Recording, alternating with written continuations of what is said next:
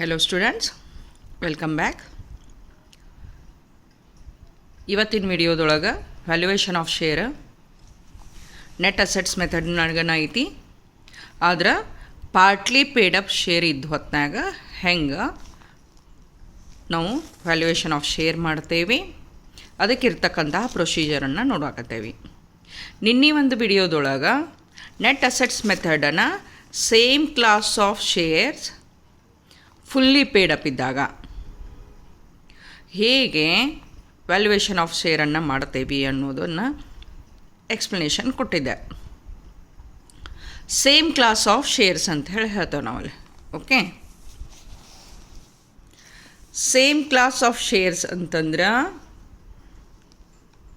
Number of equity share ಒಂದು group ಐತಿ. Number of equity shares 10,000 equity shares ಅದಾವ. ಅದರ ಫೇಸ್ ವ್ಯಾಲ್ಯೂ ಏನೈತಿಲ್ಲ, face value 10 rupee or 100 or like that. ಇದನ್ನು same class ಅಂಥೇಳಿ ಹೇಳ್ತೇವೆ. ಡಿಫ್ರೆಂಟ್ ಕ್ಲಾಸ್ ಅಂತಂದ್ರೆ ಬೇರೆ ಬೇರೆ ಗ್ರೂಪ್ ಅದಾವೆ. ಮತ್ತು ಇನ್ನೊಂದು ಅದು 10,000 ಇರ್ಬೋದು, ಫೇಸ್ ವ್ಯಾಲ್ಯೂ 10 ಇರ್ಬೋದು. ಬೇರೆ ಬೇರೆ ಗ್ರೂಪ್ ಇದಕ್ಕೂ ಅಂತೇವೆ ನಾವಲ್ಲಿ. ಅದರ್ವೈಸ್ ಒಂದು 10 ಐತಿ, ಇನ್ನೊಂದು 20,000 ಐತಿ. ಆರ್ ಅದರ್ವೈಸ್ 20,000 ಫಸ್ಟ್ ಗ್ರೂಪ್ ಐತಿ, ನೆಕ್ಸ್ಟ್ ಗ್ರೂಪ 30,000 ಐತಿ. ಇದನ್ನು ಡಿಫ್ರೆಂಟ್ ಕ್ಲಾಸ್ ಆಫ್ ಶೇರ್ಸ್ ಅಂತ ಹೇಳಿ ಹೇಳ್ತೇವೆ. ಹಂಗನ ಫೇಸ್ ವ್ಯಾಲ್ಯೂನು ಬೇರೆ ಬೇರೆ ಇರ್ತಕ್ಕಂತಹ ಗ್ರೂಪ್ ಆಫ್ ಶೇರ್ಸನ್ನು ನಾವು ಡಿಫ್ರೆಂಟ್ ಕ್ಲಾಸ್ ಆಫ್ ಶೇರ್ಸ್ ಅಂತೇಳಿ ಹೇಳ್ತೇವೆ.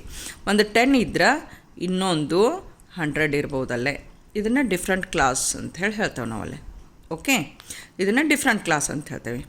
ನಿನ್ನೆ ಇದ್ರೊಳಗೆ ನಾನು ವಿಡಿಯೋದೊಳಗೆ ಸೇಮ್ ಕ್ಲಾಸ್ ಅಂತ ಹೇಳಿದ್ದೆ. ಒಂದು ಗ್ರೂಪ್ನೊಳಗೆ ಫುಲ್ಲಿ ಪೇಡ್ ಅಪ್ ಅಂದ್ರೆ 10 ರೂಪಿ ಫೇಸ್ ವ್ಯಾಲ್ಯೂ ಐತಿ, 10 ರೂಪಿ ಫೇಸ್ ವ್ಯಾಲ್ಯೂ ಐತಿ ಅಂತಂದ್ರೆ ಶೇರ್ ಹೋಲ್ಡರ್ಸ್ ಇದ್ರ ಮೇಲೆ ಇರ್ತಕ್ಕಂತಹ 10 ರೂಪೀಸನ್ನು ಟೋಟಲ್ಲಾಗಿ ಪೇಡ್ ಅಪ್ ಮಾಡಿರ್ತಾನೆ.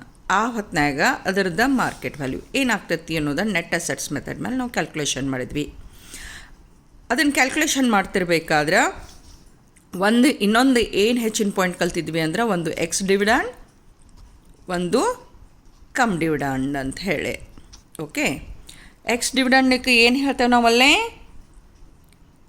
After deducting the dividend, deducting the dividend ex dividend ಅಂತ ಹೇಳ್ತೇವೆ. ಕಮ್ ಡಿವಿಡೆಂಡ್ ಅಂದ್ರೆ we are not deducting the dividend, cum dividend. ಇದ್ರ ಬಗ್ಗೆ ನೋಡ್ಕೊಂಡಾದ್ಮೇಲೆ in today's video we are getting know to what is the procedure to calculate the value of share when it is partly paid up share ಇದ್ದ ಹೊತ್ನಾಗ ನಾವು ಹೆಂಗೆ valuation of ಶೇರನ್ನು ಮಾಡ್ತೇವೆ. ಆದರೆ one group of partly paid up share ಇದ್ದ ಹೊತ್ನಾಗ ಹೇಗೆ ನಾವು ವ್ಯಾಲ್ಯೂಯೇಷನ್ ಆಫ್ ಶೇರ್ ಮಾಡ್ತೇವೆ ಅಂತ ಹೇಳಿ ನೋಡಾಕತ್ತೇವೆ. ಸೊ ಆ್ಯಸ್ ಯೂಶ್ವಲ್ಸ್ ಡಿಫ್ರೆನ್ಸ್ ಇದ್ದದ್ದು ಎಲ್ಲೈತಿ ಅಂತಂದ್ರೆ ಲಾಸ್ಟ್ ಸ್ಟೆಪ್ ಒಳಗೆ ಅಷ್ಟೇ ಐತಿ. ಓಕೆ, ಯಾಕಂತಂದ್ರೆ ಮಾರ್ಕೆಟ್ ವ್ಯಾಲ್ಯೂ ಅಂತೂ ನಮಗೇನೈತಿ ಅಸೆಟ್ಸ್ ವ್ಯಾಲ್ಯೂ ಏನೈತಿ, ಮಾರ್ಕೆಟ್ ವ್ಯಾಲ್ಯೂವರ ಇರಬೇಕು, ರಿಲೈಸಬಲ್ ವ್ಯಾಲ್ಯೂವರ ಇರಬೇಕು. ಸೊ ಫಸ್ಟಿಗೆ ಏನು ಮಾಡ್ತೇವೆ, ಫಸ್ಟ್ ಸ್ಟೆಪ್ ಏನೈತಿ, ಕ್ಯಾಲ್ಕುಲೇಷನ್ ಆಫ್ ನೆಟ್ ಅಸೆಟ್ಸ್ ಐತಿ. ಫಸ್ಟ್ ಸ್ಟೆಪ್ ಏನು ಮಾಡಾಕತ್ತೇವೆ, ಕ್ಯಾಲ್ಕುಲೇಷನ್ ಆಫ್ ನೆಟ್ ಅಸೆಟ್ಸ್. ಅದರೊಳಗೆ ಫಿಕ್ಸ್ಡ್ ಅಸೆಟ್ಸನ್ನು ಫಸ್ಟಿಗೆ ತೊಗೊಳಕತ್ತೇವೆ at market value or realisable value. ಇವು ಎರಡೂ ಇರಲಿಲ್ಲ ಅಂದ್ರೆ ಬುಕ್ ವ್ಯಾಲ್ಯೂ ತೊಗೋಬೇಕು. Okay, market value realisable value ಇರಲಿಲ್ಲ ಅಂತಂದ್ರೆ book value of fixed asset ತೊಗೋಬೇಕಲ್ಲೇ. ಓಕೆ, ಫಿಕ್ಸ್ಡ್ ಅಸೆಟ್ ಒಳಗೆ calculated R purchase goodwill ತೊಗೊಳಕತ್ತೀರಿ, all other fixed assets. Next current assets, cash ಬಂತು, ಡೆಟರ್ಸ್ ಬಂತು, ಬಿಲ್ಸ್ ರಿಸೀವೇಬಲ್ ಬಂತು, stock ಬಂತು. ಕರೆಂಟ್ ಅಸೆಟ್ಸ್ ಒಳಗಿನ ಅಷ್ಟು ಅಮೌಂಟನ್ನು ತೊಗೊಳಕತ್ತೇವೆ. ಇನ್ವೆಸ್ಟ್ಮೆಂಟ್ ಒಳಗೆ ಟ್ರೇಡಿಂಗ್ ಆ್ಯಂಡ್ ನಾನ್ ಟ್ರೇಡಿಂಗ್ ಎರಡನ್ನೂ ತೊಗೊಳಕತ್ತೇವೆ. Okay, only fictitious assets are not included.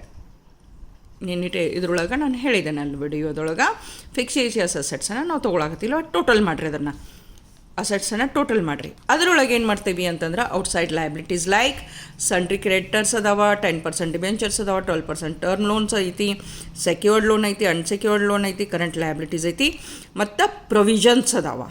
Okay, ಇವಿಷ್ಟನ್ನು ಬರಿಬೇಕೈತಿ. Along with outside liabilities preference share capital ಮತ್ತು propose dividend on preference share ಕ್ಯಾಪಿಟಲನ್ನು ನಾವು ಡಿಡಕ್ಟ್ ಮಾಡಬೇಕು. ಆಮೇಲೆ ಇಫ್ ದ ಕಾಂಟಿಂಜೆಂಟ್ ಲಯಬಿಲಿಟೀಸ್ ನಾವು ಪೇಯಬಲ್ ಅದು ಇತ್ತು ಅಂತಂದ್ರೆ ಟೋಟಲ್ ತೊಗೊಳಕತ್ತೀರಿ. ಇದನ್ನು ಟೋಟಲ್ ಮಾಡಿ ಇಲ್ಲೇ ನೆಟ್ ಅಸೆಟ್ಸ್ ಒಳಗೆ ಅದನ್ನು ಡಿಡಕ್ಟ್ ಮಾಡಿದರೆ ನಮಗೆ net assets available to equity share holders. But before notional call ಅಂಥೇಳಿ ಹೇಳ್ತೇವೆ ನಾವು ಅಲ್ಲಿ. ನೋಷ್ನಲ್ ಕಾಲ್ ಅಂತಂದ್ರೆ ಈಗ ನಾವು ಇದನ್ನು ಕ್ಯಾಲ್ಕುಲೇಷನ್ ಮಾಡಾಕತ್ತದ್ದು ಪಾರ್ಟ್ಲಿ ಪೇಡ್ ಅಪ್ ಶೇರಿಗೆ ಐತಿ. ಓಕೆ, ಪಾರ್ಟ್ಲಿ ಪೇಡ್ ಅಪ್ ಶೇರಿಗೆ ಐತಿ. ಪಾರ್ಟ್ಲಿ ಪೇಡ್ ಅಪ್ ಅಂದರೆ ಏನು ಹೇಳಾಕತ್ತೇವಿ ಅಂತಂದ್ರೆ, if your face value of your equity share is 10 rupee, ಅದ್ರೊಳಗೆ 8 ರೂಪೀಸ್ ಪೇಡ್ ಅಪ್ ಮಾಡಿರ್ತಾನೆ ನಾವಲ್ಲಿ. ಫೇಸ್ ವ್ಯಾಲ್ಯೂ ಎಷ್ಟೈತಿ? 10 ರೂಪಿ ಐತಿ. ಓಕೆ, 8 ರೂಪಿ ಪೇಡ್ ಅಪ್ ಮಾಡಿರ್ತಾನೆ ಶೇರ್ ಹೋಲ್ಡರ. ಇನ್ನು 2 ರೂಪಿ ಕಾಲ್ ಇನ್ ಅರಿಯರ್ಸ್ ಐತಿ. ಓಕೆ, ಅರಿಯರ್ಸ್ ಐತಿ, ಕಾಲ್ ಇನ್ ಅರಿಯರ್ಸ್ ಅಂತ ಹೇಳ್ತೇವೆ. ಎಷ್ಟು? 2. ಯಾವಾಗ ವ್ಯಾಲ್ಯೂಯೇಷನ್ ಆಫ್ ಶೇರ್ ಮಾಡಾಕತ್ತೇವಲ್ಲ, ಈ 2 ರೂಪಿಯನ್ನು ನಾವು ಕಾಲ್ ಮಾಡಿದ್ದೀವಿ ಅಂಥೇಳಿ ಪ್ರಿಸ್ಯೂಮ್ ಮಾಡಾಕತ್ತೇವೆ. ಆ್ಯಕ್ಚುಯಲ್ ಕಾಲ್ ಆಗಿಲ್ಲ ಇಲ್ಲೇ, ಪ್ರಿಸ್ಯೂಮ್ ಮಾಡಾಕ್ತೇವೆ, ಅಸ್ಯೂಮ್ ಮಾಡಾಕತ್ತೇವೆ. ಓಕೆ, ಏನು ಮಾಡಾಕತ್ತೇವಿ? 10 ಫೇಸ್ ವ್ಯಾಲ್ಯೂದೊಳಗೆ 8 ಪೇಡಪ್ ಅವು ಮಾಡೋಣ ಅಂತಂದ್ರೆ 2 ರೂಪಿ ಏನು ಉಳ್ದೈತಲ್ಲ ಅದನ್ನು ನಾವು ಏನು ಮಾಡಿದ್ದೀವಿ ಅಂತಂದ್ರೆ ಕಾಲ್ ಮಾಡೇವಿ, ಅವನ ಕಡೆಯಿಂದ ಪೇ ಅಪ್ ಆಗೈತಿ ಅಂಥೇಳಿ ಅಂದ್ವಿ. ನಾವು ಕಾಲ್ ಮಾಡಿದ್ದೀವಿ, ಅವು ಪೇ ಅಪ್ ಮಾಡೋಣ ಅಂಥೇಳಿ ನಾವು ಪ್ರಿಸ್ಯೂಮ್ ಮಾಡಾಕತ್ತೇವೆ. ಸೊ ಅದನ್ನು ನಾವೇನಂತೇವಿ ಅಂತಂದ್ರೆ ನೋಷ್ನಲ್ ಕಾಲ್ ಅಂಥೇಳಿ ಹೇಳ್ತೇವೆ. What we are going to call it? Notional call ಅಂಥೇಳಿ ಹೇಳ್ತೇವೆ. ಸೊ ಯಾವಾಗ ಪಾರ್ಟ್ಲಿ ಪೇಡ್ ಅಪ್ ಶೇರ್ ಐತಲ್ಲ, ನೆಟ್ ಅಸೆಟ್ಸ್ ಏನು ಬರುತ್ತಲ್ಲ, ಬಿಫೋರ್ ನೋಷ್ನಲ್ ಕಾಲ್ ಅಂತ ಹೇಳ್ತೇವೆ ಅದನ್ನು. ನೆಟ್ ಅಸೆಟ್ಸ್ ಏನು ಬರುತ್ತಲ್ಲ ಅದರೊಳಗೆ notional call on partly paid equity ಶೇರನ್ನು ಆ್ಯಡ್ ಮಾಡ್ತೇವೆ. That means we are going to add 2 rupee per share ಮಾಡಾಕತ್ತೇವೆ. 10,000 ಇದ್ದು 2 ಇಂಟು 10,000 ಮಾಡ್ತೀರಿ. 20,000 ಶೇರ್ ಇದ್ದು ಅಂತಂದ್ರೆ 2 ಇಂಟು 20 ಮಾಡಾಕತ್ತೀರಿ. ಸೊ ಆ ನೋಷ್ನಲ್ ಕಾಲನ್ನು ಇದ್ರೊಳಗೆ ಆ್ಯಡ್ ಮಾಡ್ಕೋಬೇಕು. ಇದ್ರೊಳಗೆ ನೆಟ್ ಅಸೆಟ್ಸ್ ಒಳಗೆ ನೋಷ್ನಲ್ ಕಾಲನ್ನು ಆ್ಯಡ್ ಮಾಡಬೇಕು. ಆವತ್ತನೇ ನಿಮಗೇನು ಬರ್ತೈತಿ? ನೆಟ್ ಅಸೆಟ್ಸ್ ಆಫ್ಟರ್ ನೋಷ್ನಲ್ ಕಾಲ್ ಬರುತ್ತಾ. So we are taking this amount, ಈ ಅಮೌಂಟನ್ನು ಶೇರ್ ವ್ಯಾಲ್ಯೂ ಮಾಡೋಕೆ ತೊಗೊಳಕತ್ತೇವೆ. ಸೊ ನೆಕ್ಸ್ಟ್ ಸ್ಟೆಪ್ ಏನೈತಿ? ಎರಡನೇ ಸ್ಟೆಪ್ಪ value of equity share. Value of equity share is equal to net assets available to equity share holders after calling up the notional call on arrears. Notional call ಏನು ಮಾಡಿದ್ದೀವಲ್ಲ ಅದ್ರ add ಮಾಡಿದ ಮೇಲೆ ಏನು net assets ಬಂದೈತಿ ಅದನ್ನು ತೊಗೊಂಡೇವಿ.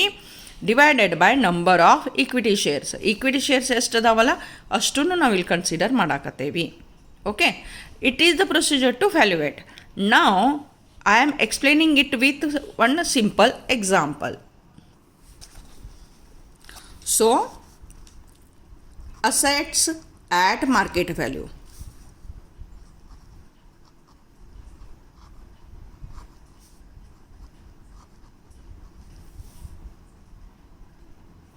Assets at market value ಅದರೊಳಗೆ goodwill,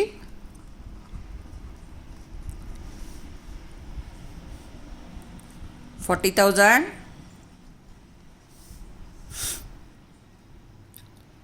fixed assets in total ತೊಗೊಳಕತ್ತೀನಿ. ಎಕ್ಸಾಂಪಲ್ ತೊಗೊಳಕತ್ತೀನಿ. Fixed assets in total 4 lakh. current assets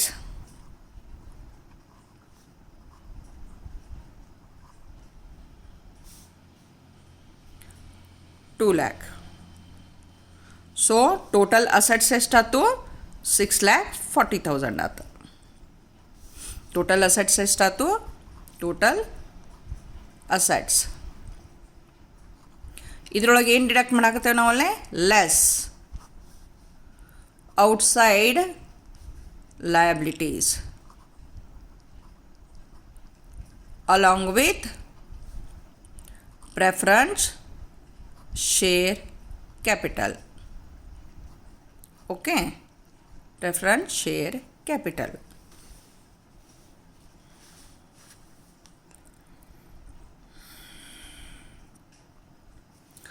so outside liabilities ಒಳಗೆ 10% ಡಿವೆಂಚರ್ಸ್ ಅಂತ ಹೇಳಿ ತಗೋಣ.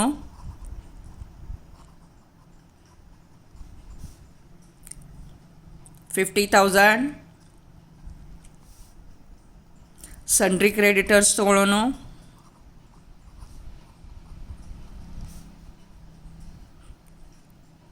$50,000 contingent liabilities 10,000 ತಗೊಳ್ಳೋಣ. ಇನ್ನು ಒಂದೇನು ಎಕ್ಸಾಂಪಲ್ ಮಾಡೋನಿಲ್ಲೇ, preference share capital. Preference share capital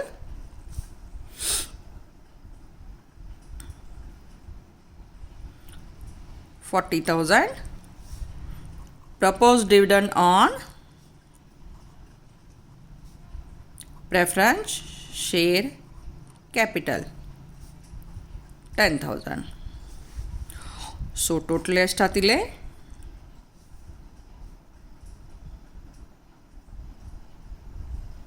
$1,60,000. In this 6,40,000 total assets ಒಳಗೆ outside liability plus preference share ಕ್ಯಾಪಿಟಲ್ನ ಡಿಡಕ್ಟ್ ಮಾಡ್ಬೇಕು ನಾವಲ್ಲೇ. ಡಿಡಕ್ಟ್ ಮಾಡಿದಾಗ 4,80,000 ಬಂತು amount. Okay, 4,80,000. It is net asset before notional call ಐತಿ. Before notional call. Notional call ಅಂದರೆ ಏನು ಹೇಳಿದ್ದೀವಿ ನಾವಲ್ಲೇ, ಪಾರ್ಟ್ಲಿ ಪೇಡಪ್ ಶೇರದ್ದೇನು ಅಮೌಂಟ್ ಬಂದಿಲ್ಲಲ್ಲ, ಅದು ಬಂದತಿ ಅನ್ನೋದನ್ನು ನಾವು ನೋಷನಲ್ ಕಾಲ್ ಅಂತ ಹೇಳಿ ತೊಗೊಳಕತ್ತೇವೆ ಅಲ್ಲಿ. ಓಕೆ, ಬಿಫೋರ್ ನೋಷನಲ್ ಕಾಲ್ 4,80,000 ಐತಿ. ನಾವು what we are going to add notional call ಅಂತ ಹೇಳಿ ಹೇಳ್ತೇವೆ. Okay, notional call. In this example let us consider number of ಶೇರ್ಸನ್ನು ಒಂದು 40,000 ತೊಗೊಳ್ಳೋಣ. ಓಕೆ, ನಂಬರ್ ಆಫ್ ಶೇರ್ಸನ್ನು 40,000 ತೊಗೊಳ್ಳೋಣ. ಫೇಸ್ ವ್ಯಾಲ್ಯೂ ಏನೈತಿ ಅಂತಂದ್ರೆ ₹10 ತೊಗೊಳ್ಳೋಣ. Face value. ಓಕೆ, ಪೇಡಪ್ ಎಷ್ಟಾಗೈತೆ ಅಂತ ಹೇಳೋನು 8.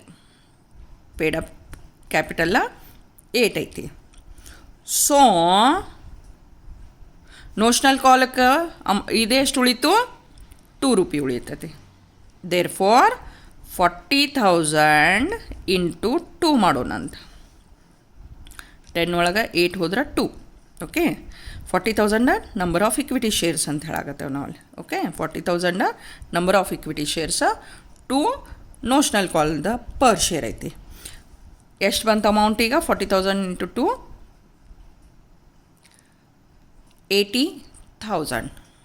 ಓಕೆ, ಎಷ್ಟು ಬಂತು? 80,000.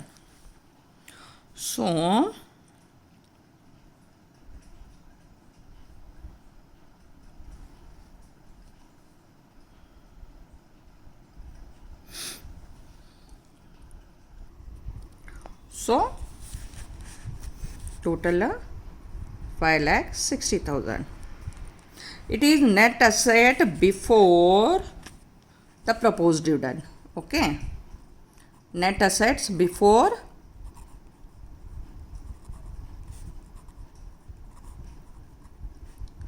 ಪ್ರಪೋಸ್ ಡಿವಿಡೆಂಡ್ಕಿನ್ನೂ ಮೊದಲಿಂದ ಅಮೌಂಟ್ ಐತಿದ. ಪ್ರಪೋಸ್ ಡಿವಿಡೆಂಡ್ಕಿನ್ನ ಮೊದಲಿಂದ ಇತ್ತು ಅಂತಂದರೆ ಇದನ್ನ ಏನಂತೇವಿ? Come dividend. ಓಕೆ, ಈ ಮೆಥಡನ್ನು ಏನಂತೇವಿ? ಕಮ್ ಡಿವಿಡೆಂಡ್ ಅಂತ ಹೇಳ್ತೇವೆ. ಪ್ರಪೋಸ್ ಡಿವಿಡೆಂಡ್ಕಿನ್ನೂ ಮೊದಲಿಂದು. If we deduct propose dividend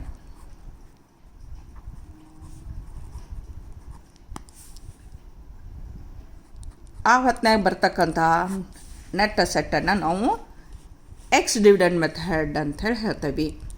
okay, if we deduct propose dividend on equity shares ಇತ್ತು ಅಂತಂದ್ರೆ ಅದನ್ನು ಎಕ್ಸ್ ಡಿವಿಡೆಂಡ್ ಅಂತ ಹೇಳಿ ಹೇಳ್ತೇವೆ. ಓಕೆ, ನಾವು the net assets after proposed dividend. Okay, ಎಷ್ಟು ಬಂತು? 5,60,000. It is the first step. Net asset ಸಿಕ್ಕಾದ್ಮೇಲೆ ಸೆಕೆಂಡ್ ಸ್ಟೆಪ್ ಏನೈತೆ ನಮ್ಮದು, step 2 valuation of share.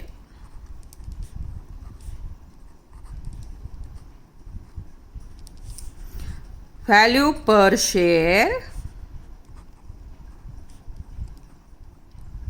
equal to net assets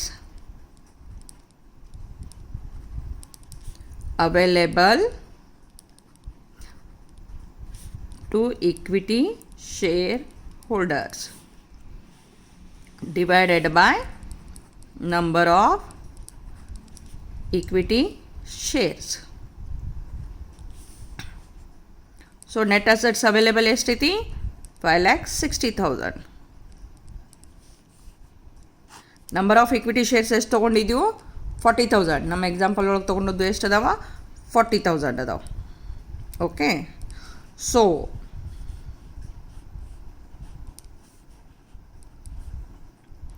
$12 is the per share value under net assets when it is partly paid up. Okay. Okay, 12 ರೂಪಾಯಿ ಏನೈತಿ, ಈಗೇನೈತಿ fully paid up ಮಾಡ್ಕೊಂಡಿದ್ದೀವಿ ನಾವು. ಇದನ್ನು notional ಕಾಲ್ ಮಾಡಿ 12 ಏನೈತಲ್ಲ ಫುಲ್ಲಿ ಪೇಡಪ್ ಮಾಡ್ಕೊಂಡಿದ್ದೀವಿ. ಇನ್ನು ನಮಗದನ್ನು partly paid up ಮಾಡೋದೈತಿ. Partly paid up share value ನೋಡ್ಕೋಬೇಕೈತಿ ಅಂತಂದ್ರೆ 12 ರೂಪಾಯಿ